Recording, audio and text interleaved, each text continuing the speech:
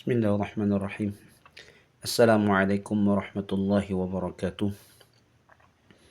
Alhamdulillah rabbil alamin. Allahumma salli wa sallim ala sayyidina Muhammadin wa ala alihi wa sahbihi wa azwajihi wa dhurriyyatihi ajma'in. Subhanaka la ilma lana illa ma 'allamtana innaka antal alimul hakim. La hawla wa la quwwata illa billahil aliyyil azim. Rabbi syrah li sadri wa yassir li amri wahlul 'uqdatam min lisani yafqahu qawli, amma ba'du. Alhamdulillah, dalam kesempatan ini kembali kita bersama-sama membahas atau menyambungi daripada pembicaraan kita tentang sifat-sifat yang wajib bagi Allah Subhanahu wa taala, daripada sifat-sifat kesempurnaan Allah taala yang wajib bagi kita orang yang mengaku kepada Allah taala itu beriman untuk mengetahui daripada sifat-sifat tersebut. 20 sifat yang wajib, 20 sifat yang mustahil, 1 sifat yang harus bagi Allah taala. Dan itu terkandung di dalam kalimat la ilaha illallah. Kemudian 4 sifat yang wajib bagi Rasul, 4 sifat yang mustahil bagi Rasul, dan 1 yang harus bagi Rasul. Dan itu terkandung di dalam kalimat Muhammadun Rasulullah. Artinya ditotalkan daripada jumlah aqidah di dalam kandungan la ilaha illallah dan Muhammadar Rasulullah ada 50 aqidah yang wajib kita ketahui. Bahkan menurut Imam As-Sanusi dalam kitab Kifayatul Awam, beliau mengatakan wajib seseorang mengetahui daripada sifat-sifat atau kaidah atau akidah-akidah daripada 50 akidah yang terkandung di dalam kalimat syahadat la ilaha illallah Muhammadur Rasulullah beserta dengan dalil-dalilnya.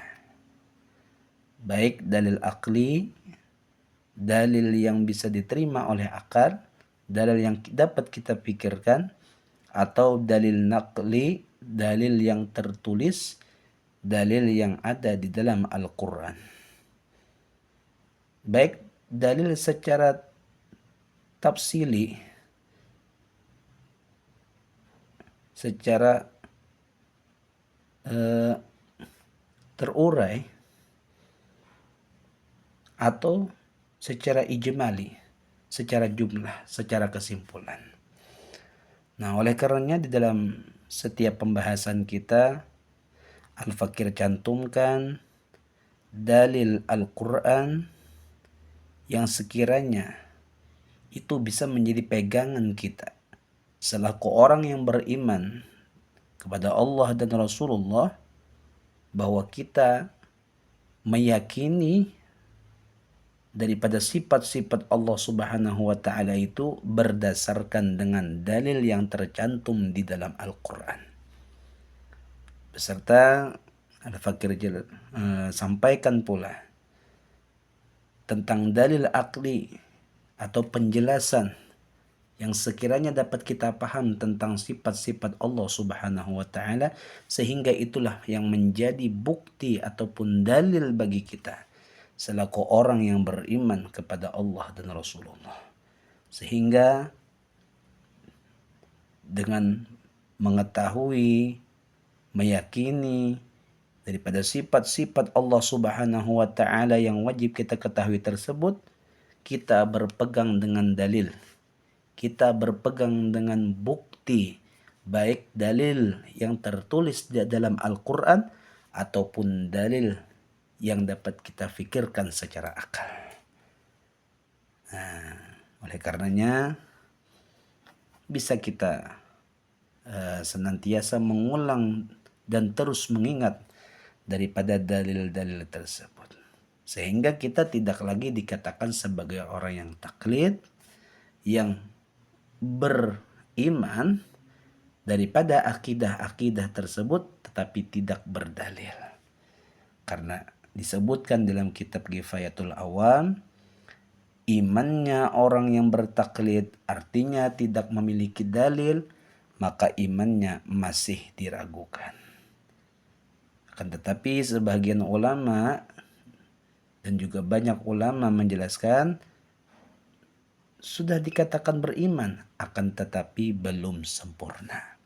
Nah, jadi khilafiyah tentang taklid. Sehingga mudah-mudahan dengan adanya pembelajaran sama-sama kita, Al-Fakir sendiri dan juga para pendengar, para jamaah, mudah-mudahan dengan berkat adanya video-video pendek yang mungkin berdurasi sekitar 10 atau 15 menit kurang lebihnya, dijelaskan secara singkat tapi insya Allah padat dan mudah-mudahan dapat dipahami. Ini menjadi pegangan kita tentang bahwasanya kita benar-benar beriman kepada Allah Subhanahu wa taala berdasarkan dalil atau bukti yang memang benar adanya.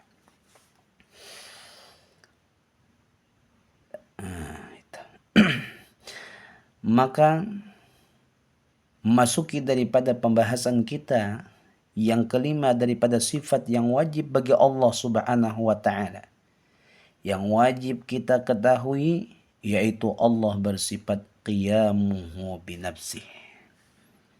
Allah bersifat qiyamuhu binafsih.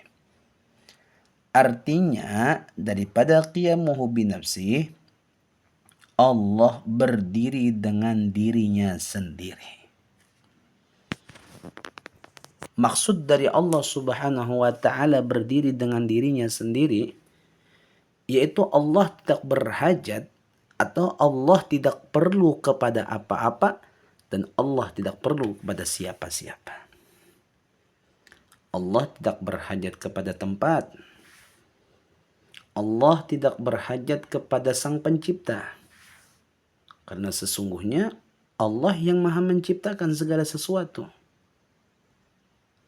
Kalau kita katakan Allah misal berhajat kepada tempat, sebagaimana kita duduk perlu tempat, berarti Allah itu punya tempat.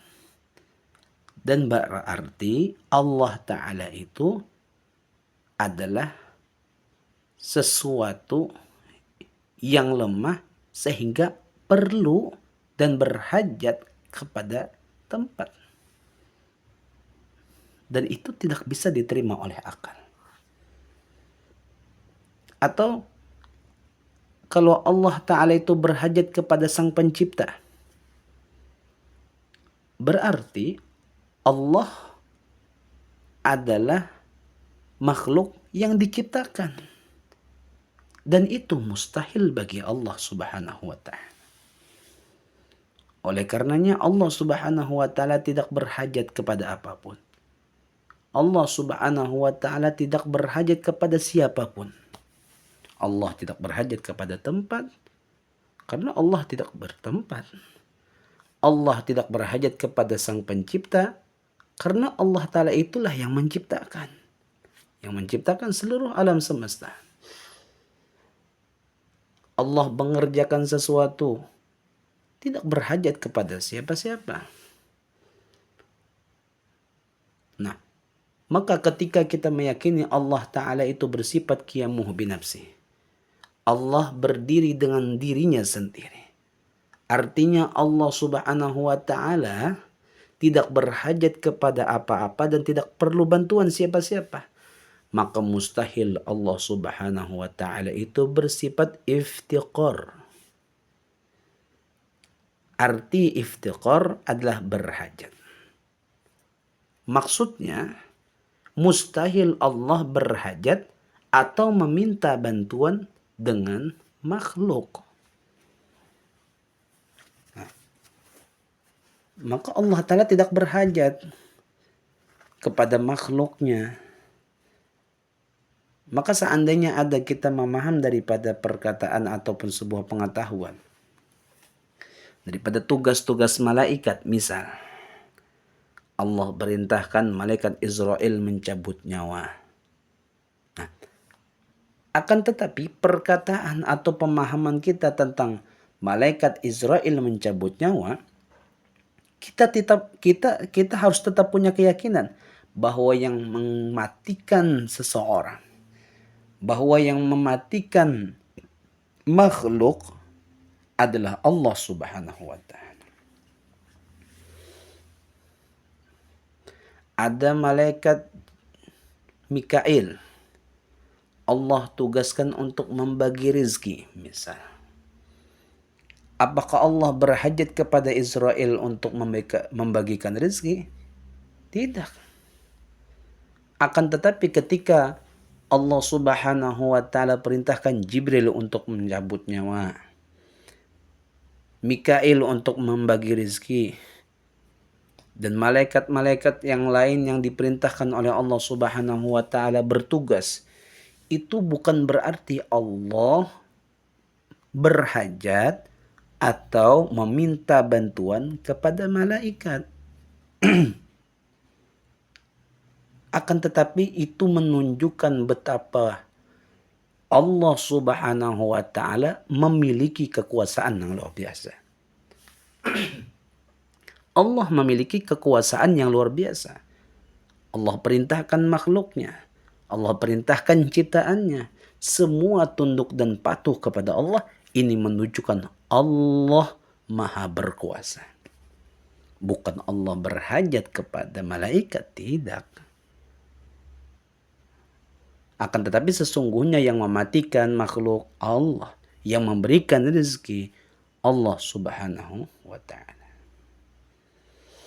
Nah, maka kita pahami daripada apa-apa yang Allah Ta'ala perintahkan kepada makhluknya, itu semata-mata adalah kekuasaan daripada Allah Subhanahu wa taala. Termasuk kita.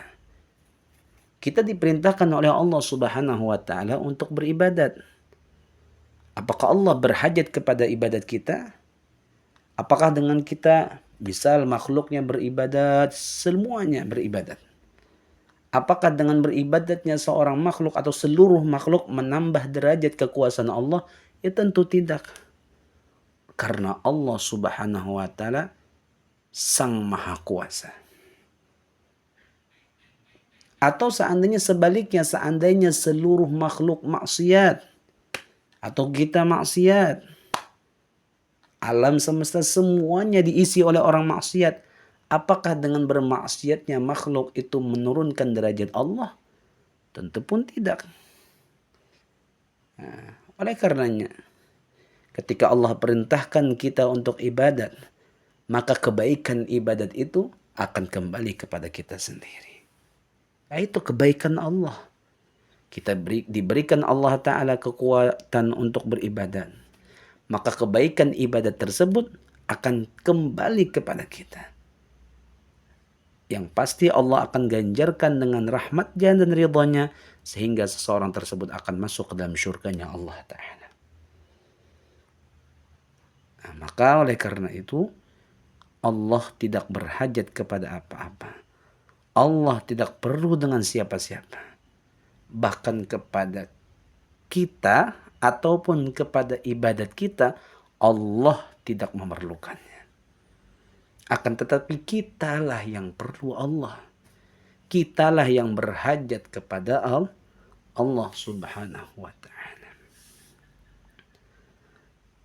Dan ini berdasarkan dalil firman Allah Subhanahu wa ta'ala di dalam Al-Quran. Inna Allah laghaniyun 'anil 'alamin. Artinya, sesungguhnya Allah benar-benar maha kaya. Artinya tidak memerlukan suatu apapun dari alam semesta. Artinya Allah tidak berhajat kepada apapun. Allah tidak memerlukan bantuan siapapun.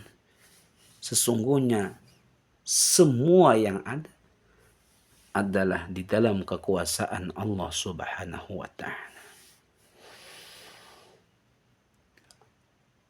Oleh karenanya, Ketika kita sudah meyakini bahwa Allah Subhanahu wa taala wajib bersifat qiyamuhu binafsih, artinya berdiri dengan dirinya sendiri. Maksudnya Allah tidak berhajat, Allah tidak perlu kepada bantuan apa-apa dan bantuan siapa-siapa. Maka mustahil bagi Allah itu bersifat iftikar. Artinya berhajat. Maksudnya Allah mustahil berhajat atau meminta bantuan dengan makhluknya. Dengan berdasarkan dalil, innallaha laghaniyun 'anil 'alamin. Sesungguhnya Allah benar-benar maha kaya, tidak memerlukan suatu apapun dalam alam semesta. Maka setelah kita meyakini itu, maka amalannya bagi diri kita, yaitu kita menyatakan kefakiran kita. Kita nyatakan kelemahan diri kita. Kita sadari betapa lemahnya diri kita. Dan kita meminta segala hajat hanya kepada Allah Subhanahu wa taala. Nah, artinya kan kita akui kita fakir, kita akui kita lemah. Kita akui kita ini la haula wala quwata. Tidak ada memiliki daya, tidak ada memiliki kekuatan, tidak memiliki keupayaan. Illa billah, terkecuali semuanya semata-mata datang dari Allah Subhanahu wa taala. Nah, maka dengan meyakini daripada sifat yang kelima daripada sifat Allah Subhanahu wa taala yang wajib kita ketahui ini, mudah-mudahan menambah keyakinan kita, menambah keimanan kita, menambah kekuatan daripada iman yang mudah-mudahan ditetapkan oleh Allah Subhanahu wa taala iman kita sampai ke akhir umur kita. Kita pahami sedikit demi sedikit. Kita pikirkan sedikit demi sedikit. Maka setelah kita meyakini daripada sifat kesempurnaan Allah Subhanahu wa taala, kita akan paham daripada kandungan kalimat syahadat yang mana itu adalah kalimat yang membedakan kita selaku orang yang beriman dan orang yang tidak beriman. Semoga ada manfaatnya. Mohon maaf atas segala kekurangannya. Akhirul kalam. Summa assalamualaikum warahmatullahi wabarakatuh.